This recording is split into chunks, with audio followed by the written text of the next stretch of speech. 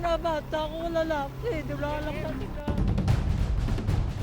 Sa dami ng malalaking balitang yumanig ngayong taon, mula sa mga eksplosibong eskandalo, Parang hindi tao si Hayden, para siyang demonyo.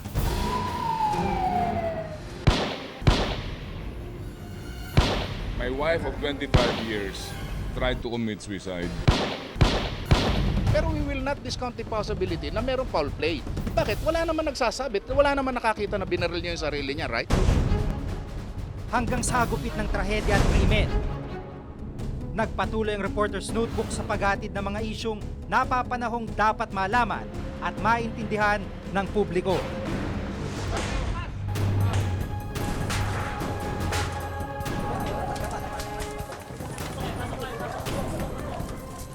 Naungkat ang tila malalang problema sa droga sa bansa nang pumutok ang kontrobersyang kinasangkutan ng tinaguriang Alabang Boys. Mga suspect na nagmula sa mga kilala at makapangyarihang pamilya. Nasangkot daw sa bentahan ng iligal na droga sa Metro Manila.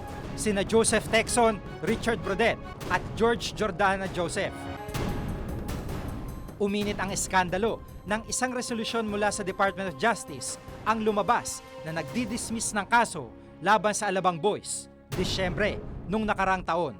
Ipinag-uutos nito ang agarang pagpapalaya sa mga suspect. Pumalag ang PIDEA. Giit nila, ginagapang umano ng mga suspect ang kaso at lumutang ang aligasyon ng panunuhol sa ilang opisyal. I got a call from somebody who just identified himself as a Jotec. Sino tong Jotec? Yun nga, sabi na, tapusin na natin yan, 3 milyon lang yan eh. Pwede ka na ba sa 3 milyon? I'll give you 3 milyon, tapos mag-inisang pa yung kaso. Hindi ko siya kakilala. Wala kaming tinawagan kasi natatakot kami dahil unang-una hindi ko alam kung nasan siya. Lumutang din ang issue ng paggamit ng impluensya ng isang release order na gawa mismo ng abogado ng mga suspect ang naimprenta sa official letterhead ng DOJ. Umabot ito sa opisina ni dating DOJ Secretary Raul Gonzales. I was informed that there was that document which was forwarded here by the Secretary of USEC Blanca Flor, which was a release order which I'm supposed to sign to make it effective. But I did not sign it. To my mind, if he signs that order, he already takes it as his own. In the other side of the coin, to my mind, pag-isip ko, pag hindi niya pinirmahan, basura lang yun. Basura lang yung papel na yun. Hanggang ngayon, nakakulong pa rin ang Alabang Boys habang dinidinig ang kaso. Sensual at may init na eksena. Pinanood, pinagpiestahan at pinag-usapan. Noong Mayo, ito ang eskandalong bumulaga hindi lamang sa mundo ng showbiz kundi sa buong bansa. Ang sex video ng aktres na si Katrina Halili at Dr. Hayden Co. Jr.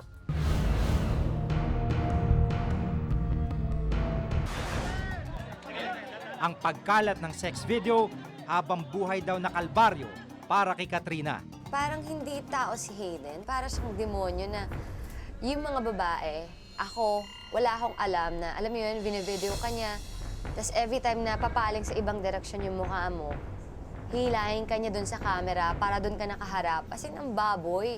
Sobrang pambababoy yung ginawa niya. Laking pagsisisi naman ni Dr. Co. Jr. kasabay ang paghingi niya ng kapatawaran. Right now, I only feel deep remorse. I know it's too much to ask for forgiveness right now. Sana someday people will learn to condemn the sin and not the sinner. Matapos ang insidente, lumutang pang ilang sex video sangkot ang doktor. Dahil sa eskandalo, pinawalang bisa ng Professional Regulation Commission ang lisensya ni Dr. Co. Jr. bilang doktor. Hindi pa rito natatapos ang marami pang balita at kontrobersya ang ating tinalakay. Dahil hanggat may napapanahong pangyayari na kailangang ibahagi at iswalat, tuloy-tuloy ang pagbabantay. Kung sabihin na VIP yung maganda yung facilities, totoo yun. Pero dinibigay sa akin, hindi eh. Sarili ko eh. Kung gusto niyong bawian ako dahil sa naging mga komentaryo ko at balita ko sa DCMM, ako na lang.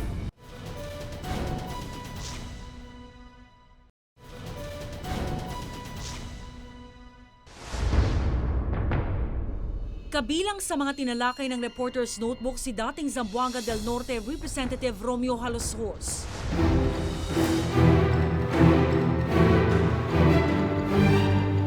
Taong 1996, nang siya'y parusahan ng 2 habang buhay na pagkakakulong dahil sa kasong panggagahasa sa isang 11 anyos na babae. The lone testimony of the child victim is sufficient to convict a rapist. Pero nakulong man, marami ang nagsasabing hindi dinanas ni Haloshos ang buhay ng pagiging isang ordinaryong preso. Sa loob ng bilibid, may kwartong air condition, TV, at iba't ibang appliances si Haloshos. Pinayagan din siya na magpatayo ng isang first-class gymnasium, bake shop, at tennis court sa loob ng maximum prison compound. At ilang bahay din ang kanyang nabili at ipinatayo sa munti. Kasi kung ano yung situation sa labas ng lipunan, ganun din yung situation sa loob. So if you have powers, money, influence, you will given a different treatment if you are just an ordinary o walang K na bilanggo. Sinasabi nila na since day one, VIP treatment na ibinigay sa inyo, anong reaction niyo doon? Hindi totoo yun. Kung sabihin na VIP yung maganda yung facilities, totoo yun. Pero dinibigay sa akin, hindi eh. Sarili ko eh. Pero lalong umigting ang kontrobersya ng umano'y special treatment sa kanya nang siya ay palayain noong Hunyo sa pamamagitan ng commutation order o pagpapababa ng sentensya mula sa Pangulo. Para sa pamilya ng biktima, tila ipinagkait sa kanila ang hustisya dahil sa paglaya ni Haloshos. Hindi ko alam ang kahulugan ng 2 life. Hindi ko alam kung ilang taon yan eh. Pero para sa akin, napakadaling panahon, ang 13 years. Mabigat talaga hanggang ngayon, parang masakit sa kalooban, biruin mo. Yung nakaano sa kanya, gano'n. Nakalayan.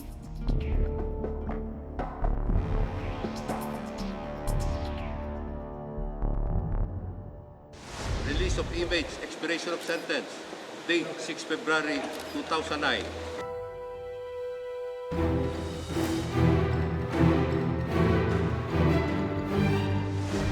Marso din ngayong taon ang palayain ng 10 sundalo na sangkot sa pagpaslang kay dating Senador Benigno Ninoy Aquino. Sa bisa rin ng commutation order mula sa Pangulo, pinalaya ang 10 matapos ang mahigit 20 taong pagkabilanggo sa bilibid.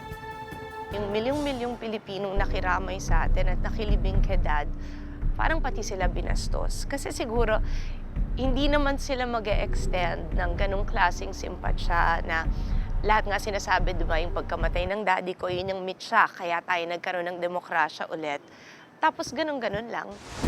Ang pagkamatay ng asawa ng broadcaster na si Ted Filon noong Abril, binalot din ng kontrobersya. Suicide ang naging pahayag ng pamilya noon sa pagkamatay ni Trinidad Eto.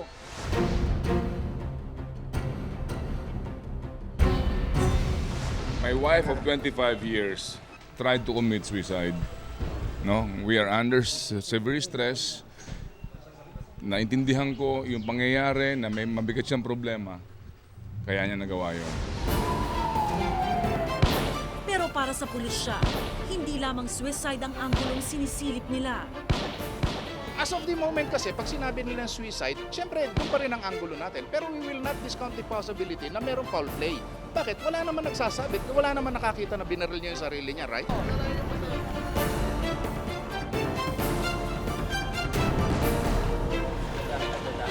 Kung ako po ang target niyo, ako na lang, kapahirapan niyo. Kung ako ang gusto niyo, di ba, kung gusto niyo bumawi sa akin dahil sa trabaho ko bilang isang mamamahayag, kung gusto niyo bawian ako dahil sa naging mga komentaryo ko at balita ko sa DCMM, ako na lang. dinideny natin yan categorically. Hindi pa pwede yung ganun. Ito, na-tiyempo lang na si Ted tong involved dito. Pero kahit sino pa yan, kahit sino Juan de la Cruz, ito rin yung proseso na ginagawa natin. Sa gitna ng banggaan ng pamilya at ng pulisya, inilipat ang investigasyon ng kaso sa National Bureau of Investigation o NBI. Matapos ang isang buwang investigasyon ng NBI, lumabas na nag-suicide ang asawa ni Failon. Kabilang din sa mga tinalakay ng Reporter's Notebook ngayong taon, ang pagbabalik bansa ng mga dating police officers na sina Cesar Mancao at Glenn Dumlao.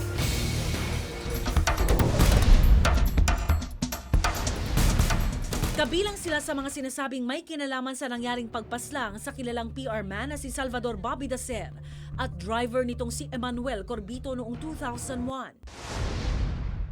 Sir, thank you very much. Sa pagbabalik nila ng bansa, muling naungkat ang Dacer Corbito double murder case at muling uminit ang kontrobersya ng idawit ng dalawa sa kaso ang ilang kilalang personalidad na may kinalaman din umano sa krimen. Sina dating Pangulong Joseph Erap Estrada at Senador Panfilo Lacson.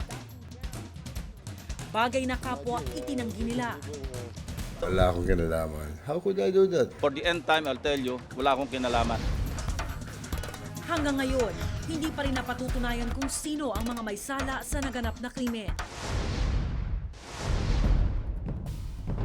Tinalakay din ng Reporter's Notebook ang automation project para sa susunod na eleksyon. Muntik pang madiskaril ang mahigit 7 bilyong pisong proyekto nang magkaroon ng hindi pagkakaunawaan ang magpartner na nanalo para sa pagpapatupad ng automation project, ang mga kumpanyang Total Information Management at Smartmatic. Sa istoryang ito, may mga nagsabing overpriced ang proyekto. Kung ikukumpara sa retail market, mahal umano ang ilang kasama sa package ng Smartmatic at TIM, bagay na pinabulaanan noon ng COMELEC.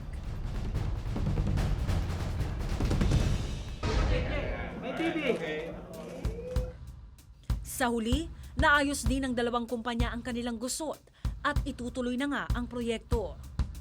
So everything seems to be on track again after 1 week of suspense and apprehension that we may be reverting to manual system of election. We are back to automation. Sa website ho ng Smartmatic ay nakalagay ho yung technical specifications ng PCOS machine nila.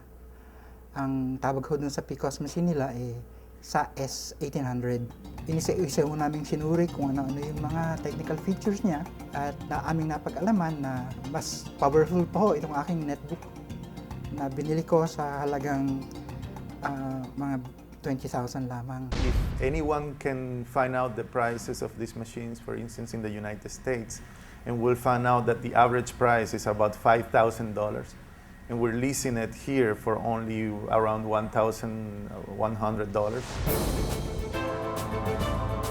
Ilan lamang ang mga ito sa mga mainit-init na mga balitang ating tinalakay.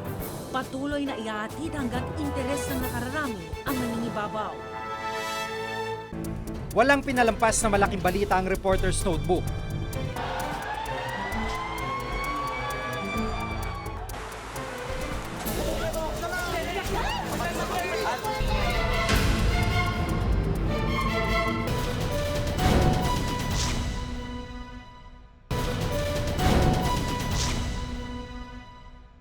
Isa lang na bata ko, lalaki. Dula lang na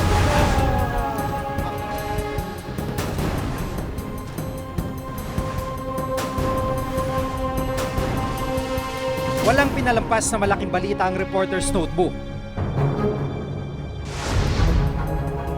Dahil ang tunay na pagbabalita ay paglalahad at paghatid ng mga mahalagang isyong napapanahon at may kabuluhan.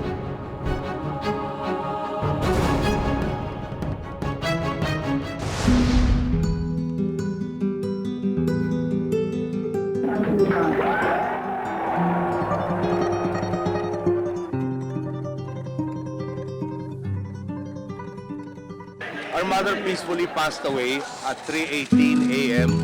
Noong Agosto, nagdalamhati ang buong bansa sa pagpanaw ni dating Pangulong Corazon Aquino. She would have wanted us to thank each and every one of you for all the prayers. Si Cory was the catalyst. She was the symbol.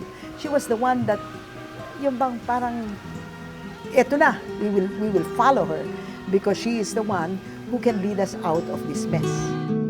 The army was really divided, but she was able to beat off every coup attempt, including the last big one. She chose to stay there, and that is why she was never overthrown.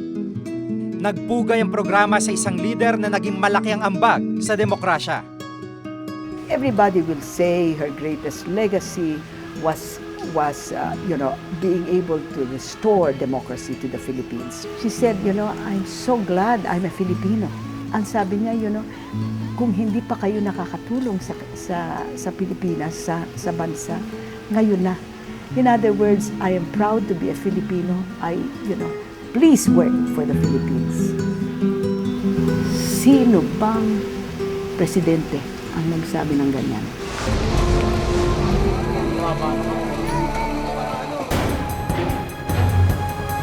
Sa pagbayo ng sunod-sunod na bagyo ngayong taon, kabilang ng bagsik ni Ondoy, patuloy ding nagbantay ang Reporter's Notebook. Nakakapahulog na ulit sa ilag yung pamangkin ko, tsaka yung ako tsaka yung anak ko. Ilang taon na po yung mga kamag-anak mo sa'yo? Isang 13, isang 20, tsaka yung 3 taong gulang. Hanggang hindi pa ako nakikita. Tsaka yung wala pa. Sa paggagupit ng sinasabing pinakamalalang pagbaha sa Metro Manila sa kasaysayan, sinilip natin ang marami pang kakulangan at kasalatan sa mga ahensya ng pamahalaan. Mga kagamitan at teknolohiya at iba't ibang serbisyong inaasahan ng mamamayan sa panahon ng trahedya. Pero hindi lamang tayo pumuna, nakiagapay din sa mga nangangailangan sa oras ng kagipitan.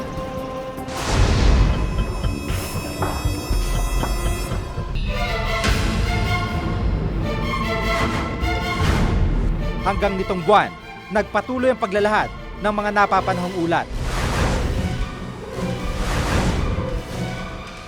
Hindi po totoo yung binibintang sa akin. Sa malagim na Maguindanao Massacre, nahagi ang balita at inalam ang punot dulo ng karumal-dumal na massacre.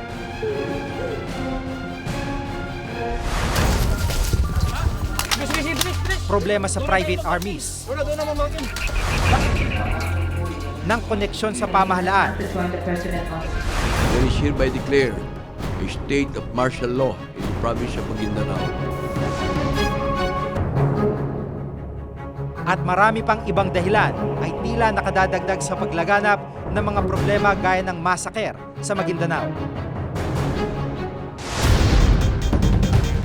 Isang taon ng makabuluhang pagbabantay, hanggat may sisingaw na eskandalo o kontrobersya, may katiwalian o kapabayaang dapat isiwalat, mananatili ang pagbabahagi at pagbabantay.